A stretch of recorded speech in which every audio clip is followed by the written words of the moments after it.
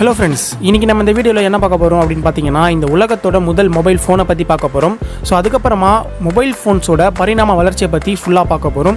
So இந்த வீடியோவை skip பண்ணாம ஃபுல்லா பாருங்க. ஏன்னா நம்ம டெய்லியும் யூஸ் பண்ணிக்கிட்டு இருக்க மொபைல் ஃபோன்ஸை பத்தி ஃபுல்லா தெரிஞ்சுக்கோங்க. சோ அதே மாதிரி நம்ம சேனல்ல வந்து நிறைய வீடியோஸ் இருக்கு. சோ பார்க்காதவங்க போய் பாருங்க.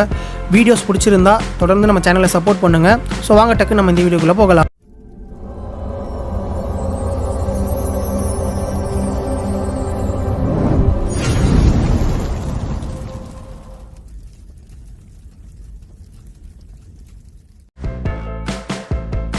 நம்ம ஃபஸ்ட்டு என்ன பார்க்க போகிறோம் அப்படின்னு பார்த்தீங்கன்னா இந்த உலகத்தோட முதல் மொபைல் ஃபோனை பற்றி பார்க்க போகிறோம்.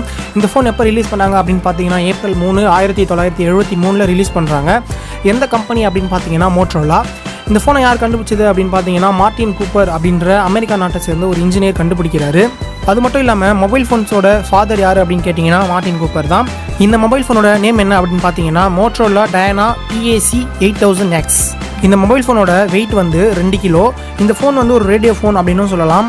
மார்ட்டின் கூப்பர் வந்து எப்படி இந்த மொபைல் ஃபோனை கண்டுபிடிச்சாரு அப்படின்னு பார்த்தீங்கன்னா 1876 அலெக்சாண்டர் கிரஹாம் பெல் வந்து டெலிஃபோனை கண்டுபிடிச்சாரு. ஸோ அந்த டெலிஃபோன் மாடலை வச்சு தான் மார்ட்டின் கூப்பர் வந்து 1973 நம்ம எல்லாருமே ஈஸியாக எங்கே வேணாலும் எடுத்துகிட்டு போயிட்டு யூஸ் பண்ணுற மாதிரி மொபைல் ஃபோனை கண்டுபிடிச்சாரு.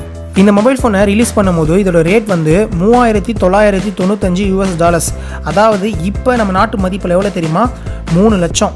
ஓகே, இந்த ஃபஸ்ட்டு மொபைல் ஃபோனை பற்றி நீங்கள் என்ன நினைக்கிறீங்க சொல்லிட்டு கீழே கமெண்ட் பண்ணுங்கள். நம்ம நெக்ஸ்ட்டு வேர்ல்டு ஃபர்ஸ்ட் ஸ்மார்ட் ஃபோனை பற்றி பார்க்க போகிறோம். Nokia 9000 communicator. இந்த ஃபோன் தான் இந்த உலகத்தோட முதல் ஸ்மார்ட் ஃபோன். இது எங்கே ரிலீஸ் பண்ணாங்க அப்படின்னு பார்த்தீங்கன்னா யுனைடெட் கிங்டமில் 1996 ரிலீஸ் பண்ணியிருக்காங்க. இதோட காஸ்ட் வந்து £1000. இந்த ஃபோனில் வந்து மெயில் பண்ண முடியும், மெசேஜ் பண்ண முடியும், அதுக்கப்புறமா கால் பண்ணி பேச முடியும். இந்த மாதிரி 3 அம்சங்களையும் கொண்டு ரிலீஸ் ஆன முதல் ஃபோன் இது தான். இந்த ஃபோனில் வந்து மொத்தமாக 8 MB ரேம் இருக்குது. அதே மாதிரி இந்த ஃபோன் தான் முதல்ல இன்டர்நெட் யூஸ் பண்ணுற மாதிரி ரிலீஸ் ஆன ஃபோனும் கூட. இந்த ஃபோனில் இருக்க கீபோர்டு வந்து கம்ப்யூட்டரில் இருக்க கீபோர்டு அப்படியே இருக்கும். சரி, இந்த ஃபோனை நீங்கள் நேரில் பார்த்துருக்கீங்களா சொல்லிட்டு கீழே கமெண்ட் பண்ணுங்கள். நம்ம நெக்ஸ்ட்டு நோக்கியா 6110 அப்படின்ற ஃபோனை பற்றி பார்க்க போகிறோம். இந்த ஃபோனில் தான் முதல்ல ARM ப்ராசஸரை யூஸ் பண்ணாங்க. அதுக்கப்புறமா பேட்டரி லைஃப் வந்து இம்ப்ரூவ் பண்ணாங்க, கால் குவாலிட்டியை வந்து இம்ப்ரூவ் பண்ணாங்க. இந்த மாதிரி நிறைய அட்வான்ஸ் செட்டிங்ஸை கொடுத்துருந்தாங்க. அதுக்கப்புறமா முதல்ல ஸ்னேக் கேம் இந்த ஃபோனில் தான் ரிலீஸ் பண்ணாங்க. ஸ்னேக் கேம் கூடவே லாஜிக் கேம், மெமரி கேம் அப்படின்னு சொல்லிட்டு மொத்தமாக இந்த ஃபோனில் 3 கேம் கொடுத்துருந்தாங்க. அப்புறம் இந்த ஃபோனில் calculator, clock, calendar, currency converter, profile setting சொல்லிட்டு நிறைய அட்வான்ஸான செட்டிங்ஸ்லாம் கொடுத்துருந்தாங்க. இந்த ஃபோன் எப்போ ரிலீஸ் ஆச்சு அப்படின்னு பார்த்தீங்கன்னா 1997 நோக்கியா கம்பெனி ரிலீஸ் பண்ணாங்க. நம்ம நெக்ஸ்ட்டு S10 அப்படின்ற இந்த உலகத்தோட முதல் கலர் டிஸ்பிளே ஃபோனை பற்றி பார்க்க போகிறோம். இந்த ஃபோன் எப்போ ரிலீஸ் ஆச்சு அப்படின்னு பார்த்தீங்கன்னா 1998 ரிலீஸ் ஆச்சு. இதை யார் ரிலீஸ் பண்ணாங்க அப்படின்னு பார்த்தீங்கன்னா சிம்சன் அப்படின்ற ஒரு ஃபோன் கம்பெனி ரிலீஸ் பண்ணியிருக்காங்க. இந்த ஃபோனில் வந்து மொத்தமாக red colour, green colour, blue colour, white colour அப்படின்னு சொல்லிட்டு இந்த கலர்லாம் மட்டும்தான் தெரியுமா. நம்ம நெக்ஸ்ட் என்ன பார்க்க போகிறோம் அப்படின்னு பார்த்தீங்கன்னா எரிக்சன் கம்பெனியோட T36 அப்படின்ற ஒரு ஃபோனை பற்றி பார்க்க போகிறோம். இந்த ஃபோன் அப்படி என்ன ஸ்பெஷல் அப்படின்னு பார்த்தீங்கன்னா இந்த ஃபோனில் தான் உலகத்திலே முதல்ல ப்ளூடூத் அப்படின்ற ஒன்றை அறிமுகப்படுத்தினாங்க. நம்ம நெக்ஸ்ட்டு இந்த உலகத்தோட முதல் கேமரா ஃபோனை பற்றி பார்க்க போகிறோம். இந்த ஃபோனை வந்து ஷார்ப் கார்பரேஷனோட J ஃபோன்ஸ் வந்து ரிலீஸ் பண்ணியிருக்காங்க. இந்த ஃபோனோட நேம் வந்து JHS04. 2000 ரிலீஸ் ஆகிருக்கு இந்த ஃபோன். இந்த ஃபோன் வந்து உலகத்தோட முதல் கேமரா ஃபோன் மட்டுமே கிடையாது, ஜப்பான் நாட்டிலேருந்து ரிலீஸ் ஆன முதல் ஃபோனும் இதுதான். இந்த ஃபோனோட கேமரா வந்து 1,10,000 பிக்சல் CMOS இமேஜ் சென்சாரோட வந்திருக்கு. அது மட்டும் இல்லாமல் 256 கலர் டிஸ்பிளேயோட வந்திருக்கு இந்த ஃபோன். இப்போ நம்ம இந்த உலகத்தோட முதல் டச் ஸ்க்ரீன் ஃபோனை பற்றி பார்க்க போகிறோம். இந்த ஃபோனை வந்து 2006 LG கம்பெனி வந்து ரிலீஸ் பண்ணாங்க. இப்போ நீங்கள் இந்த வீடியோவில் பார்த்துட்டு இருக்க இந்த ஃபோன் தான் நம்ம எல்லாருமே இப்போ யூஸ் பண்ணிக்கிட்டு இருக்க டச் ஃபோன்ஸோட முன்னோடி. இந்த டச் ஸ்க்ரீன் டிஸ்பிளேவை வந்து 1971 சாமுவல் G. ஹர்ஸ்ட் அப்படின்றவர் கண்டுபிடிச்சாரு. அது மட்டும் இல்லாமல் இவர் தான் the father of touch screen.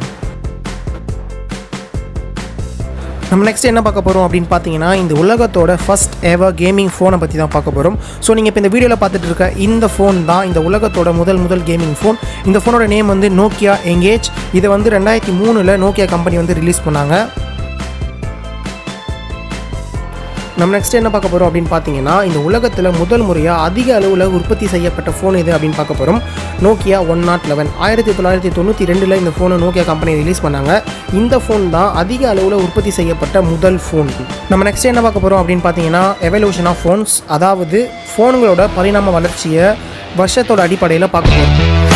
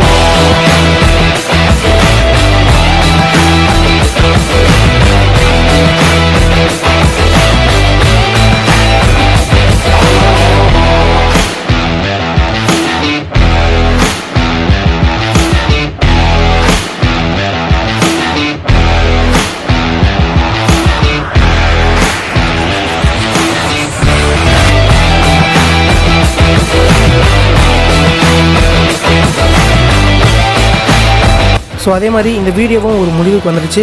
இந்த வீடியோ பிடிச்சிருந்தா லைக் பண்ணுங்கள், ஷேர் பண்ணுங்கள். இந்த வீடியோவில் நீங்கள் பார்த்த ஏதாவது ஃபோனை நீங்கள் நேரில் பார்த்துருக்கீங்களா இல்லை யூஸ் பண்ணியிருக்கீங்களா அப்படின்னு சொல்லிட்டு கீழே கமெண்ட் பண்ணுங்கள்.